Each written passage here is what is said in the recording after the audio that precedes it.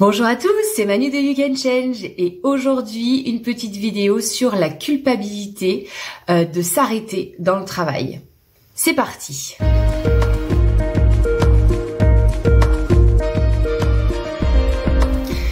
Et oui, c'est un thème qui revient beaucoup, que j'ai dû travailler moi-même à pas mal de reprises. C'est comment on se libère en fait de la culpabilité de prendre des pauses, de prendre du temps pour soi, surtout quand on est entrepreneur. Quand on est entrepreneur, on a besoin de se structurer, de s'organiser. La to-do list est sans fin, ça ne s'arrête jamais entre la prospection, la com, le marketing, gérer ses clients, la créativité, bref, si on ne s'arrête pas, en fait, ça ne s'arrête jamais. Si c'est pas nous qui contrôlons notre agenda, ça ne s'arrête jamais, la to-do list ne s'arrête jamais. Et en fait, ce qui se passe, c'est que il faut ici aller regarder comment on a été conditionné et quel est notre rapport au travail. Je donne un exemple. Par exemple, il y a la croyance de il faut travailler dur pour y arriver.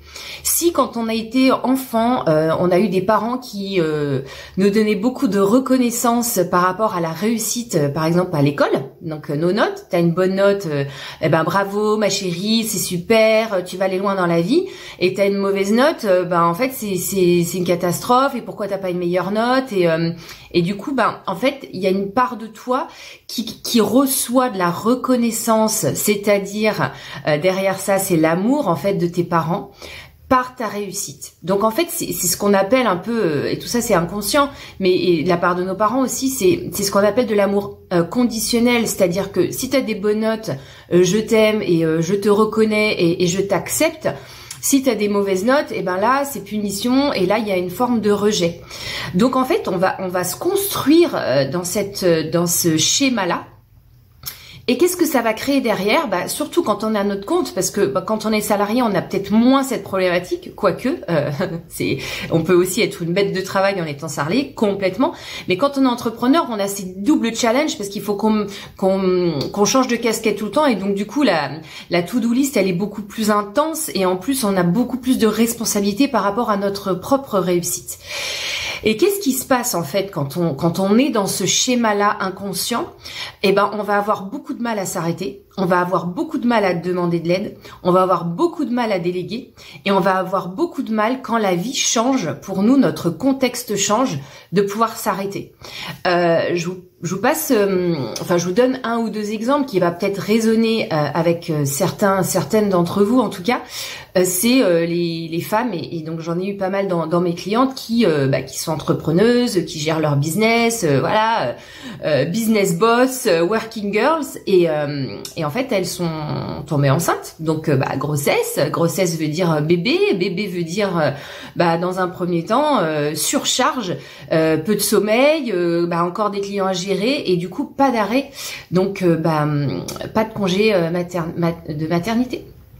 Et là il y a un gros problème en fait qui se passe, c'est qu'il y a tellement de culpabilité de s'arrêter, parce que si je ne suis plus reconnue à travers mon travail, je ne suis plus rien. Je ne suis plus reconnue par mes clients vont me quitter, mes clients vont partir, mes clients vont trouver quelqu'un d'autre, parce que je reçois de la reconnaissance dans la réussite de mon travail. Donc si je m'arrête de travailler, je ne suis plus reconnue, je suis rejetée, et donc je ne suis plus aimée. Donc les personnes vont partir. Et donc de cette posture de peur ici, en fait c'est l'acharnement, et c'est-à-dire que je ne m'arrête pas. Je suis en congé mat, je suis censée m'arrêter pour prendre soin de mon bébé, prendre soin de moi, dormir au maximum, essayer de gérer justement cette période qui est quand même hyper challenging pour les nouveaux parents au global. Et en fait je m'acharne et je m'arrête pas. Mais en fait, pourquoi je m'arrête pas? Qu'est-ce qui fait que je m'arrête pas? C'est vraiment ça qu'il faut aller regarder de près, parce que ce schéma-là, il a besoin d'être déconstruit pour pouvoir s'autoriser à justement prendre ce temps avec ce nouveau rôle de maman. Mais ça, c'est un exemple, mais ça peut être un déménagement, ça peut être un changement de vie, ça peut être justement de se dire, ici maintenant, la vie, elle me présente une expérience, j'ai un changement dans ma vie, comment je m'adapte? Et comment je m'autorise à prendre du temps pour moi, et comment je m'autorise à faire une pause dans mon travail. Et en faisant une pause dans mon travail, je suis toujours cette working girl, je suis toujours quelqu'un qui réussit, je suis toujours quelqu'un qui est reconnu par mes pairs, par mes parents, par mes clients, par mon mari, mes enfants, peu importe en fait. C'est à quel moment je me raconte l'histoire que je ne suis plus reconnue et que je ne suis plus aimée si j'arrête physiquement de travailler pendant une durée déterminée, voire indéterminée. Parce que les mamans ou les personnes qui décident un jour de s'arrêter de travailler pour s'occuper de l'éducation de leurs enfants, et ben là aussi il y a des schémas à déconstruire pour être sereine par rapport à ça.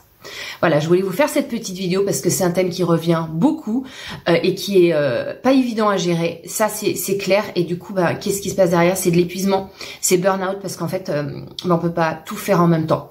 Il faut voilà vraiment s'autoriser à un moment donné, se dire ma vie elle change. Là, j'ai un changement, je m'autorise cette pause et de recevoir de la reconnaissance et de l'amour autrement. Voilà, j'espère que ça vous a été utile. Je vous invite à liker, commenter, partager aussi vos expériences et partager aussi à des personnes qui pourraient être concernées par ce schéma qui peut être très très limitant. Je vous remercie beaucoup et je vous dis à bientôt pour une nouvelle vidéo.